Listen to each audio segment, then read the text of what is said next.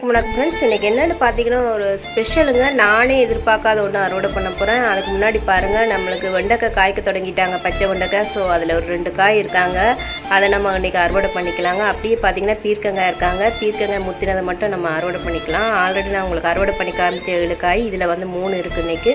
இந்த 3ஐயும் நம்ம வந்து இன்றைக்கி அறுவடை பண்ணிக்கலாங்க.